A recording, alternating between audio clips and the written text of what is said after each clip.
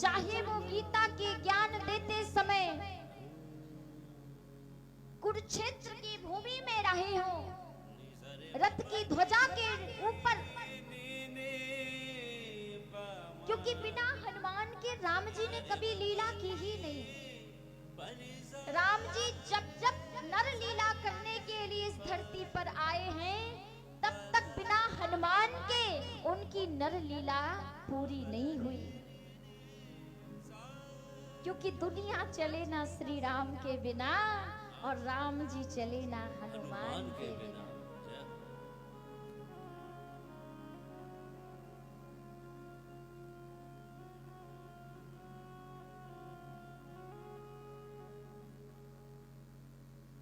तो श्री राम नाम की वंदना गाई है गोस्वामी तुलसीदास जी ने कि राम से भी बड़ा उनका नाम है। लेकिन राम नाम कैसे बड़ा है? राम नाम कैसे बड़ा है? ध्यान से सुनना।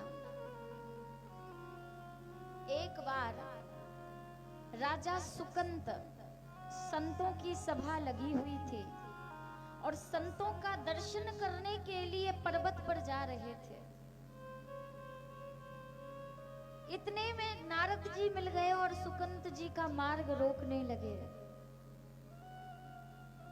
नारद जी ने कहा राजा सुकंत से, राजन इतने जल्दी में कहां चले जा रहे हो?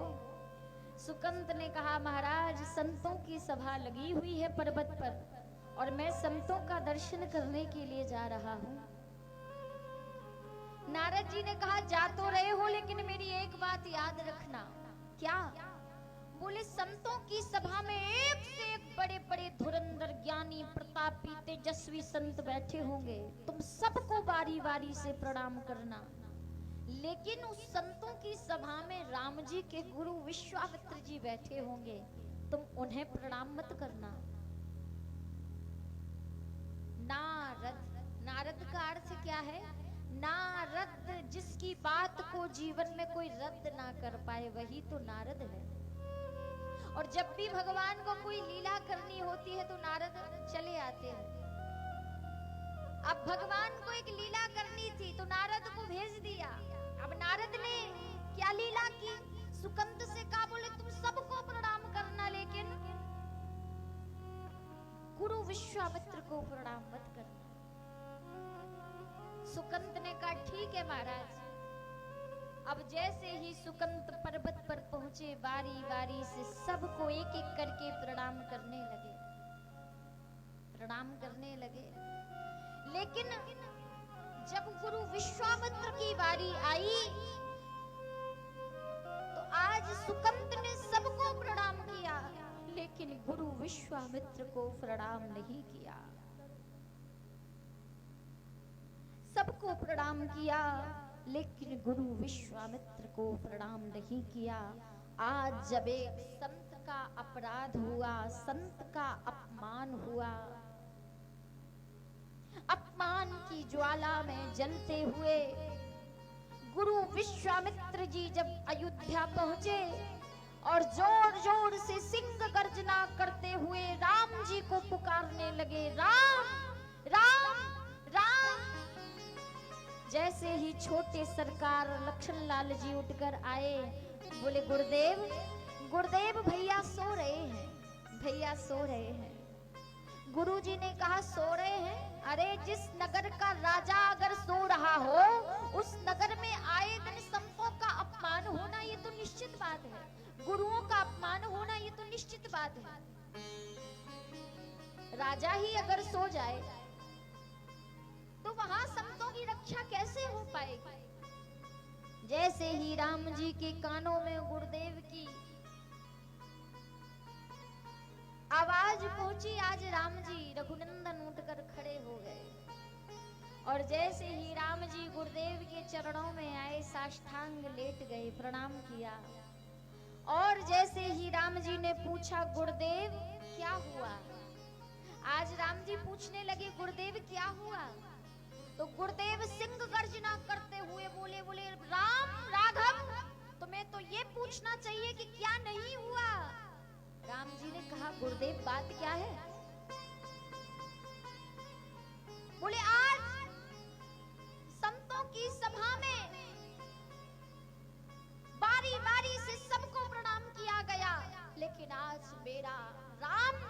तेरे गुरु का अपमान हुआ है, तेरे गुरु का घोर अपमान हुआ है। जैसे ही रघुनंदन राम ने, राघवेंद्र सरकार ने सुना, राम जी क्रोध में उठकर खड़े हो गए और गुरुदेव से बोले, गुरुदेव किस में इतनी सामर्थ्य जो मेरे राम के, मेरे गुरु का अपमान कर सके, बताइए।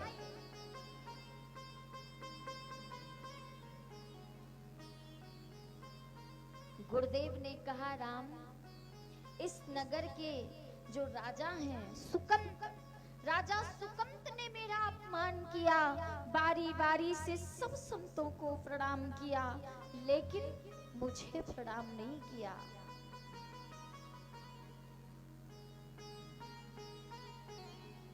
मुझे प्रणाम नहीं किया। राम जी ने कहा, प्रणाम नहीं किया? हाँ। राम जी को क्रोध आया और गुरु के चरणों में अपना सिर रख के गुरु के सामने दृढ़ प्रतिज्ञा ले ली, हे गुरुदेव, आज ये कौशल नंदन दशरथ का पुत्र राम आज अपने गुरु के चरणों की सौगंध खा के अपने गुरु विश्वामित्र को ये वचन देता है कि जिसने भी आपका अपमान किया है, कल प्रातः ही उसकी मृत्यु निश्चित है, कल प्रातः ही उसकी मृत्यु निश्चित है। अब सुकंत को जब पता चला सवेरे कि अब मैं मरने वाला हूं, तो सुकंत नारद बाबा, नारद बाबा, नारद बाबा, नारद बाबा को खोज रहे हैं। नारद बाबा पहले तो बिना ढूंढे मिल गए थे, लेकिन आज ढूंढने से नहीं मिल रहे, ढूंढने से नहीं मिल रहे हैं आज। और जैसे तैसे नारायण नारायण प्रकट हुए। क्या बात है, क्यों चिल्ला रहे हो? सुकंत ने कहा, बाबा मर जाएंगे, बचा लो, मर जाएंगे, बचा लो, मर जाएंगे, बचा लो। नारद जी ने कहा, मरना एक दिन सबको है, कौन अमर होके आया इस संसार में? सुख पाता रहा जो सदा जग में, सुख पाके उसे दुख पाना पड़ा, पछताया नहीं जो कभी भी कहीं, उसे अंत समय पछताना पड़ा। कोई फूल न बाग में ऐसा खिला, खिल करना जिसे मुरझाना पड़ा, विधि का यह अटल विधान रहा, जिसे आना पड़ा उसे जाना पड़ा, जिसे आना पड़ा उसे जाना पड़ा, जिसे आना पड़ा उसे जाना पड़ा। बोले संसार में कौन ऐसा व्यक्ति है जो अमर होके आया हो, अमृत पद प्राप्त करके आया हो?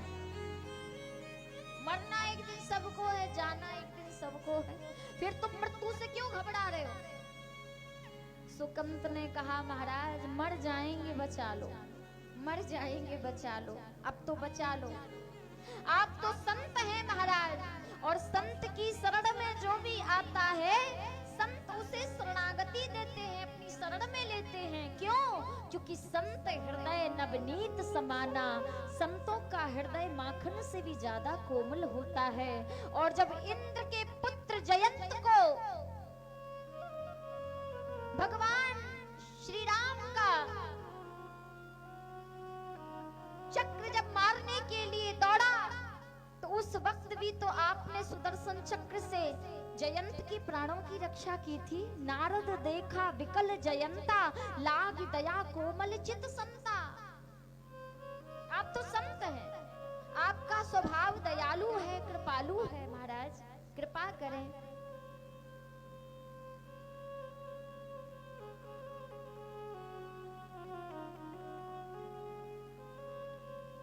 नारद जी ने पूछा कि अच्छा एक बात बताओ, कौन मारेगा तुम्हें?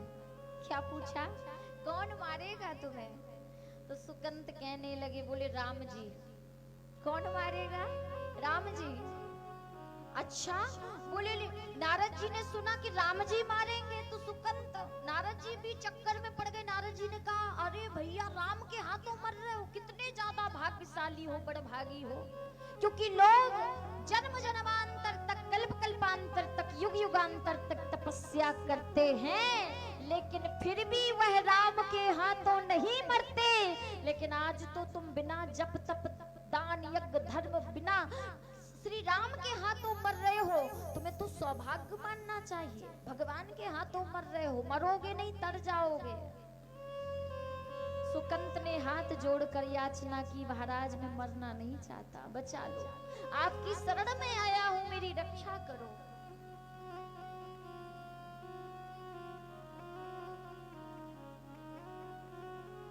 नारद जी ने कहा अच्छा बचना चाहते हो, बचना चाहते हो तो जाओ, वो गुफा दिखाई दे रही है सामने। हाँ बोले जाओ, उस गुफा में मैया अंजना, पवन पुत्र हनुमान की माता अंजना तपस्या कर रही हैं, और मैया अंजना के चरणों को पकड़ लेना, और जब तक छोड़ना नहीं, जब तक मैया अंजना तुम्हें बचाने का आश्रय न दे दें। नारद जी ने क्या कहा? बोले गुफा में जब तक मैया अंजनी के चरणों को छोड़ना मत, जब तक वो तुम्हारे प्राणों की रक्षा का तुम्हें वचन न दे दे। ठीक है महाराज। आज गुफा की ओर सुकंत पहुंचे। अंजनी मैया, अंजनी मैया, अंजनी मैया। जैसे ही माता अंजनी गुफा से निकल के बाहर आई, आज सुकंत ने जोर से कस के चरणों को पकड़ लिया। मैया अंजनी ने कहा कौन हो, छोड़ो मेरे चरणों को। सुकंत ने हाथ जोड़कर प्रार्थना की, मैया मैं सुकंत, मेरी प्राणों की रक्षा करो माँ, मुझे बचा लो। माँ तो संसार में सबसे ज्यादा दयालु होती है, माँ तो संसार में सबसे ज्यादा कृपालु होती है। अगर माँ में ममता समाई न होती तो ममता मई माँ कहाई न होती। इस संसार में सबसे ज्यादा दयालु अगर कोई है तो वो माँ। माँ तो माँ होती है, माँ की कोई उपमा नहीं। इसीलिए आज ये बेटा माँ की शरण में आया है। अपने शरणागत पुत्र की रक्षा करो प्राणों की माता। मैया अंजनी ने कहा कौन मारेगा तुम्हें? मैया अंजनी ने पूछा, बोले कौन मारेगा? तो सुकंत कहने लगे, बोले विश्वामित्र जी। कौन मारेगा? बोले विश्वामित्र जी। विश्वामित्र जी? हाँ। मैया अंजना ने वचन दे दिया। क्या कहने लगी? जाओ सुकंत, आज ये पवन पुत्र हनुमान की माता अंजना तुम्हें ये वचन देती है कि आज माता अंजना तुम्हारे प्राणों की रक्षा करेगी, तुम्हारे प्राणों की रक्षा करने का तुम्हें वचन देती है। और जैसे ही सुकंत को जब ये वचन मिला तो चरणों को छोड़ दिया। चरणों को छोड़ा, इतने में मैया अंजनी गुफा में जाकर बैठ गई। इतने में पवन पुत्र हनुमान आए, और जैसे ही माता अंजनी के मुखमंडल को उदास देखा, तो आज मैया के मुखमंडल को उदास देखकर पवन पुत्र हनुमान पूछने लगे, माँ क्या बात है? आपके मुखमंडल की वो शोभा, वह आभा, वह प्रभा कहाँ गई? आपके मुखमंडल पर उदासी क्यों है मैया? मैया ने कहा छोड़ो, जाने दो। बोले बताओ मैया क्या बात है? आपका बेटा सब कुछ सहन कर सकता है जीवन में, लेकिन अपनी मैया के मुखमंडल पर उदासी सहन नहीं कर सकता। माता बताओ आपकी उदासी का कारण क्या है? मैया कहने लगी, पवन पुत्र हनुमान बेटा, आज तुम्हें एक भक्त के, शरणागत भक्त के प्राणों की रक्षा करनी है। हनुमान ने पूछा कौन है वो भक्त? कौन है? मैया ने कहा पहले मुझे वचन दे दो पुत्र, पहले मुझे वचन दे दो, तब बताऊंगी कि कौन है। आज पवन पुत्र हनुमान ने मैया को वचन दे दिया। क्या वचन दिया? हे माता अंजना, आज ये हनुमान अपने इष्ट देव राम के चरणों की सौगंध खा के अपनी माता अंजना को ये वचन देता है कि मैं उस शरणागत भक्त के प्राणों की रक्षा कर दूंगा, उस शरणागत भक्त के प्राणों की रक्षा करूंगा।